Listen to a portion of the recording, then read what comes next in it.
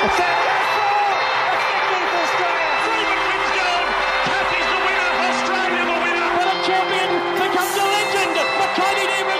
Aloisi for a place in the World Cup.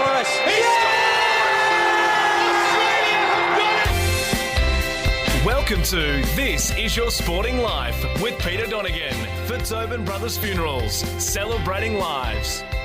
Great to have your company for another edition of This Is Your Sporting Life for Tobin Brothers Funerals, celebrating lives, and it's my great pleasure to be joined by one of our country's most versatile sporting legends. He played cricket for Australia, he was on an AFL senior list, and he's one of the most prolific authors Australia has seen, and I speak of the great Max Walker. Maxie, lovely to see you. Yeah, morning, Peter.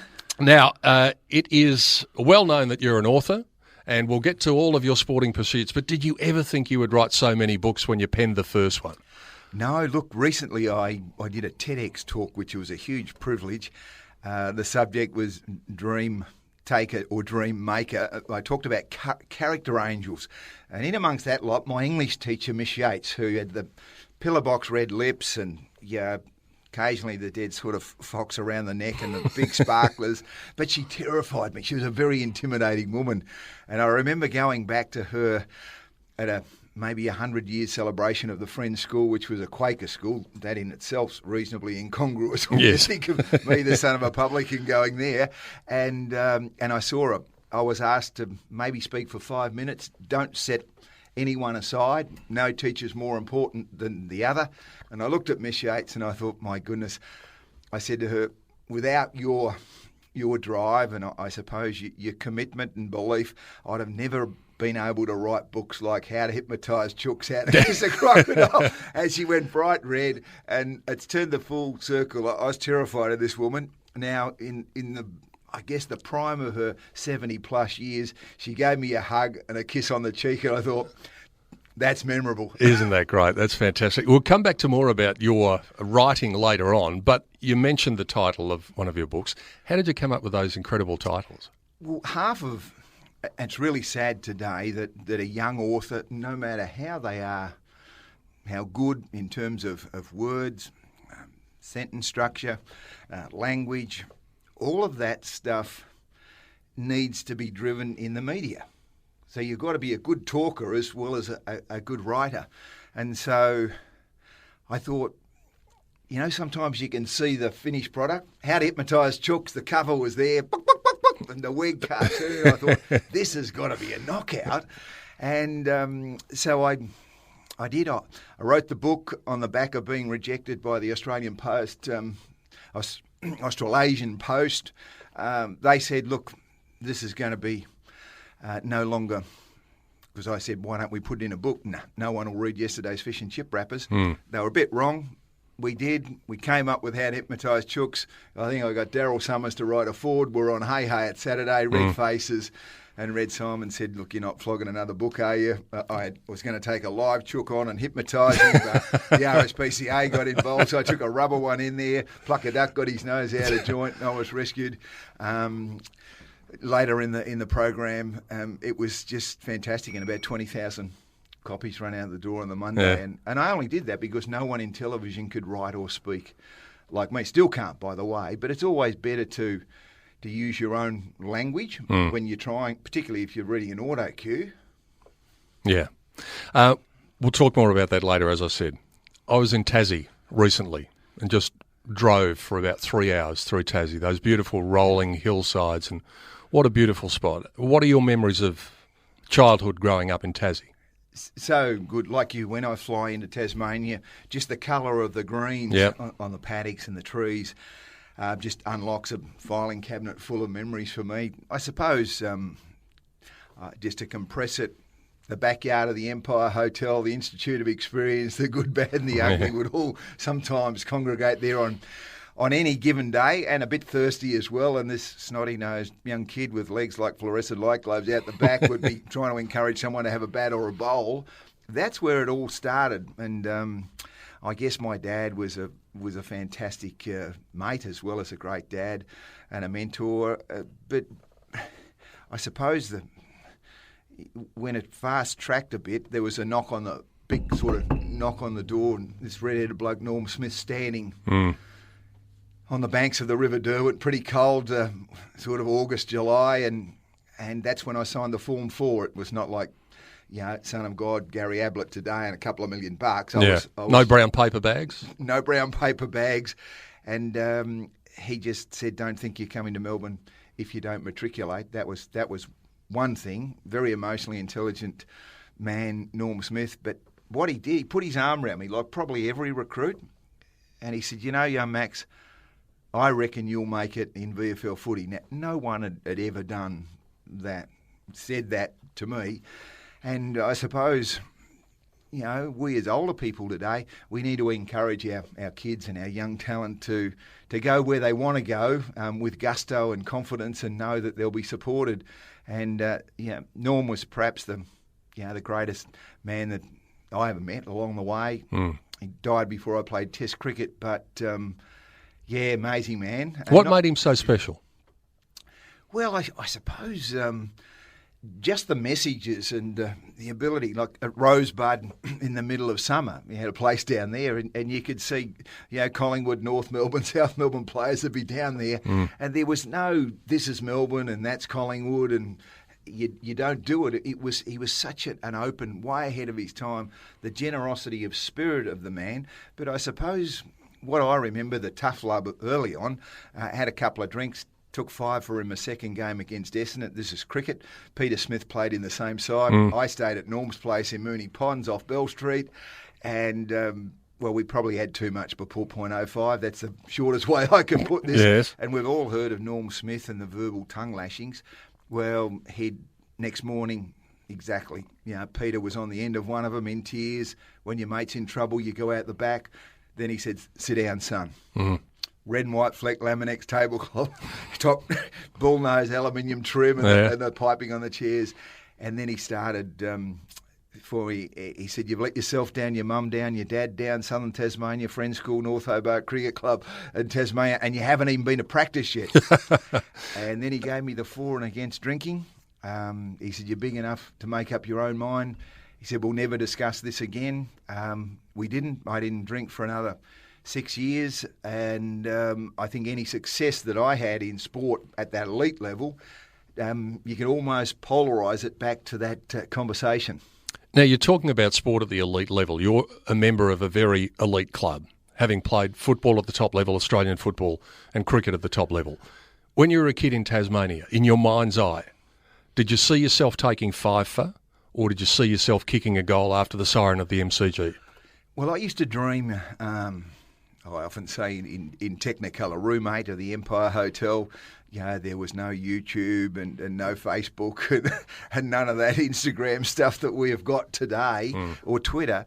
My Uncle Charlie and I used to wind copper wire around a cardboard cylinder to make a thing called a crystal set. But up there in that room, I used to dream of owning my own green baggie. I could feel the texture. I could run my fingers over the gold braid on the coat of arms and smell the freshly cut grass on the MCG and feel the weight. So I guess I did. My dad said, look, son, there's 3 things you probably should have a look at, seriously. Pursue your football career. Sure, you want to be a test cricketer. I'm a master builder. You should be an architect. And so they were my 3 dreams, and I'm proud to say that they all came true. So can I ask you, the first time that you were handed a baggy green cap, was that the end of a journey, or was it more the beginning of a journey for you? Well, initially it was the end of a journey. You think, gosh, if I just get one game for Australia, wow, this will be fantastic. But I didn't have an old legend and a tripod and a television camera saying wear this like all of those that had gone before you, Charlie Bannerman and Billy Ponsford and Bradman and co. I just a brown paper bag in the dressing room with chunky black felt pen, Max Walker, Test cricketer, MCG. Looked good. Opened it up, the blazer, the tie, the jumpers. And there's a great story there which we haven't got time for when I showed it to my dad and pulled it on. But the next day, to answer your question, when I sat in the dressing room and we were playing Pakistan at the MCG, I looked around the room and there were the 2 Chappells and Keith Stackpole and Dennis Lilly, Rodney Marsh, Doug Walters, and I'm a Tasmanian. I really did have to pinch myself, and I thought, gosh, if I can get through this one game, because I replaced placed Keith Stackpole with an injury, and I thought I was just saving an airline ticket, but I got a few wickets. I got 5 over a 2 and a 3, and then we went to Sydney, and I had that extraordinary game up there with 16 overs, 8 maidens, 6 for 15, and I'm not into the stats, but I think you'd be into those. And that was it. But initially I thought, wow, this will be the one game, this will be great. But then, yeah, I'd never had a press conference before that second match, and I sat there and I was edited, for convenience. What I'd said was Test cricket easy, but I said having Dennis Lilly one end and Bob Massey the other. Yeah. It was taken out of context, and I was never quoted again for the next decade. But I guess that confirmed that I would be going to the West Indies, and then I sort of pursued. In fact, it was the only time I'd taken 5 wickets in a first-class innings. And then we went on, and that's what I looked for. What about the decision to choose cricket over football? Was it an easy one, or was it a gut-wrenching one for you, given the fact that you'd loved the game of football since you were a kid? It wasn't really a decision, Pete. No, it was an evolution. It just happened. I went to the West Indies in '73, toured the Caribbean. We had a great series, won 2-0 over there. I came back, and it was almost early to middle of May. I had an architecture thesis to complete at RMIT and play VFL footy. I thought, no, something's got to give here. So I didn't retire. I just shelved the footy. And I thought, if I don't get architecture now, I never will. And but Melbourne kept you on their list, didn't they, for another year?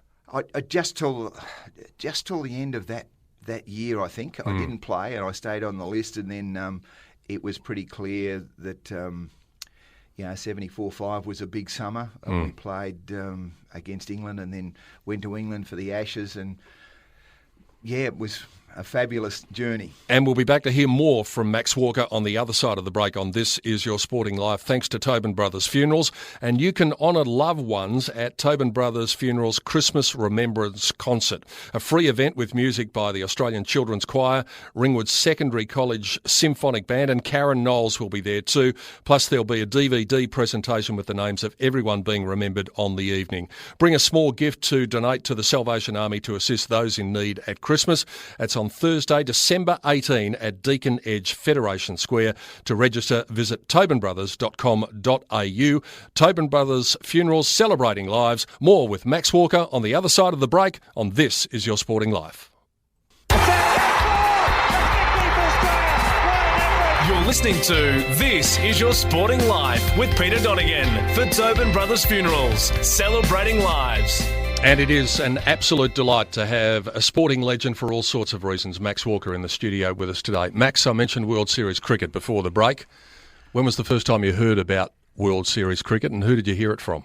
First time was, I think, day 2, centenary test match at the MCG, England v Australia, and a guy named Austin Robinson, who was a mighty fine footballer, a full forward, played some games for South Melbourne, came in... Number 16, I reckon he was. Yeah, amazing character, and his dad had a lot to do with Dennis Lilly becoming a better athlete and a better runner and more together. But he was in the dressing room, as he always was, good friends of Marshy and Lilly, and of course he said, "Look, I'd like to discuss something. You're not allowed to tell anyone." And so we rendezvoused, clandestine sort of environment. We as players stayed at the Hilton Hotel because they thought traffic jams, you don't want to get stuck coming in from, say, Doncaster or somewhere like that. So, we had this conversation, and he put to me, he wouldn't tell me who'd signed, but and he said, "Don't tell your mum or your dad or anyone." I know the old man would have gone down the pub and said, "You won't believe what young Max at Terry Packer World Series cricket." So I couldn't tell anyone, and I didn't know. But in my heart of hearts, I believe that the journey...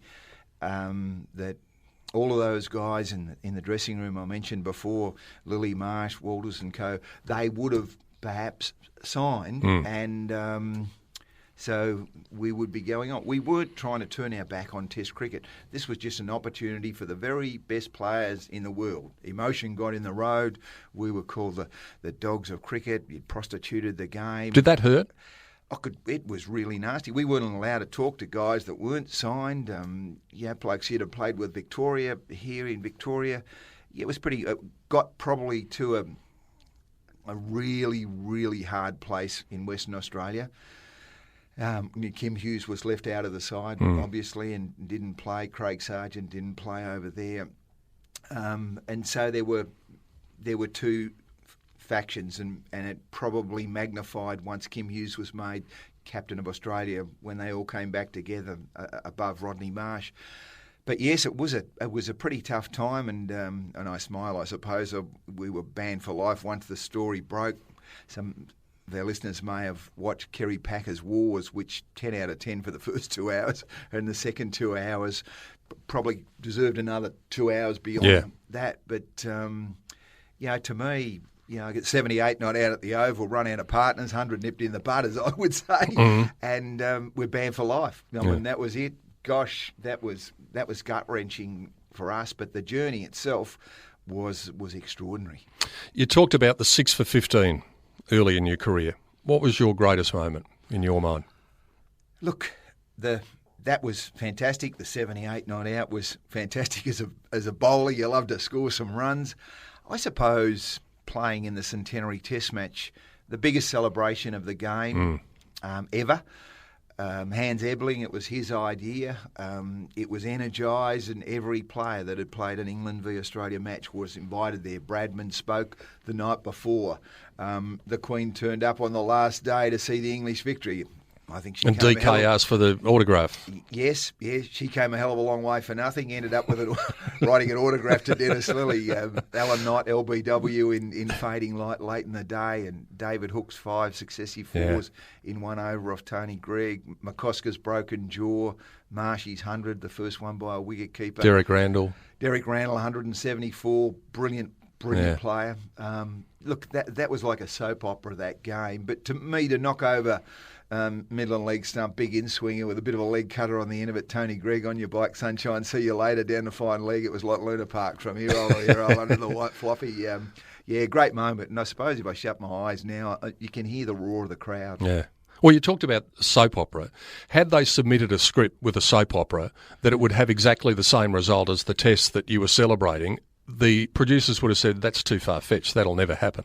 And yet it did. Well, you couldn't. We were bowled out for 138 on the first day, and the next day we bowled them out for 95, which couldn't have happened to a nicer bunch of blokes, really. And then late in the day, 45 runs was the difference, exactly the same as in the first contest between England and Australia way back in 1877. And then after cricket, TV beckoned, and you were a fixture in the commentary box for a long time and wide world of sports. How did you enjoy that phase of your life? Totally out of left field. The Achilles tendon, I guess cricket's over, no more. And look, less than 24 hours, the ABC rang. All of a sudden I find myself on this fabulous relationship journey with Alan McGilvray, who became not just a friend but a mentor. He said to me, imagine you're speaking with blind people, trying to satisfy their needs with painted words and word pictures. You'll be well on the way to success. It was fabulous advice in terms of radio. And then 4 years later, I was headhunted for Channel 9 and sort of hosted Wide World of Sports on a Saturday for nearly 16 years. And then we set up the footy show on the Sunday morning and did commentary. Gee, that's you pinch yourself. You think, gosh, sit down on a Saturday afternoon to talk to some of the best sporting talent on the planet. You're there at a test match, commentating, and the footy show. Well, it's legends in their own lunchbox. Good luck. As far as sport's concerned, you make great friendships. What about in the television world? Who did you become close to, maybe on the commentary teams from either the ABC or Channel 9 or in the wide world of sports days? Well, I think I became probably closest with McGilvray. Yeah. And when he took the time to actually say, can I give you some advice, son? And we could talk about that a lot and expand that. Television's so competitive. I mean, you dare not look over your shoulder, I can say that, in the corridor, because there's a line of people there that would love your job, sitting down on a Saturday afternoon hosting this sports program. My goodness. I mean, how many people on the couch think, gee, I love that and I could do that. Now, that's a different conversation again. Yes. But it's much more... people would say to me, gee, you must have a big research setup. You must have a fabulous library. Answer, no. Well, not at Wide World of Sports anyway. We just had to have this attitude where your neck-top computer, that 3.5-pound blob stuck between your ears, was loaded. You become a sponge and you could get 3 or 4 relevant, in context sentences together about anything from hockey to swimming, sports outside my area of expertise. So it was like going to university for me. And friendships in cricket. We've seen in recent times, under tragic circumstances, what friendships in cricket can bring out in people and the inspirational stuff that Michael Clarke has displayed over the last few weeks. Who is your best mate in the dressing room? Oh, look, for Victoria, Jeff Moss was fantastic along the way. Mossy, the big moustache, seriously could play, should have played more test matches for Australia. He just kept getting 700 or 800 runs a year at the MCG. And I know during World Series cricket he got to represent Australia. That was terrific. Ian Redpath was great, mate. He used to wear my thigh pad as a ribcage protector and occasionally borrowed my bat and made hundreds against the West Indies with him. I couldn't get him back off him. Redders was just a gentleman, a courageous man, elegant, beautiful player. But in a team where you share success and or failure, I guess, and we were perhaps the best cricket team in the world for 74, 5, 6 until 7 we got defeated in England. And that glue, that DNA that holds you together, the spirit of Philip Hughes, the essence that Michael Clarke talked about at the funeral at Maxville. Yeah, we could all relate to that as players. It's an intangible thing. You know it's there. You believe in it, and it'll be there, for a long time to go. Yeah. Finally, how's life now for Max Walker? What does it entail? Well, I'm running... More books? Well, yes and no. I'm running in quicker than I'm letting them go, so they're blancmange bullets. But look, I suppose the last 5 years I've played in a digital engagement sort of space with a business called Beehive Group, and for me, a fountain pen dinosaur, written all of my books. You love that, don't you? Yeah, that big black ribbon of ink on rice paper. It opens the creative gates. I still do, and yet we're playing in this smart tablet, the mobile space, where we've focused for about 5 years. So to get back, my next book it'll be text, it'll be video, because video's king these days. It'll be a slideshow, mind map, graphic notes, maybe an audio interview like we're doing now every fortnight, and then a video interview every alternate fortnight. So it'll be like a subscription rather than a book, and you'll be able to press your finger on the tablet and all of a sudden you'll get this crazy head and a moustache come out, or whoever you want to listen to. Be there in 3 dimensions. You talked about Kerry Packer's story needing to be twice as long as it actually was. So does this segment, but unfortunately we've come to the end of it. Max, it's been a delight to sit down and talk to you and learn something about your great sporting career. Thank you, Peter, and well done, mate. You keep making those word pictures out there, and everyone's going to be happy. We love your work. Fantastic. Been a delight to talk to you. Max Walker joining us on This Is Your Sporting Life. For the podcast of this interview, head to facebook.com/Tobin Brothers Funerals or follow the program on Twitter @YourSportLife. This has been another edition of This Is Your Sporting Life. I'll just do that again. This has been another edition of This Is Your Sporting Life, thanks to Tobin Brothers celebrating lives. Join us next week from 7:30 Sunday morning on 11:16 SEN.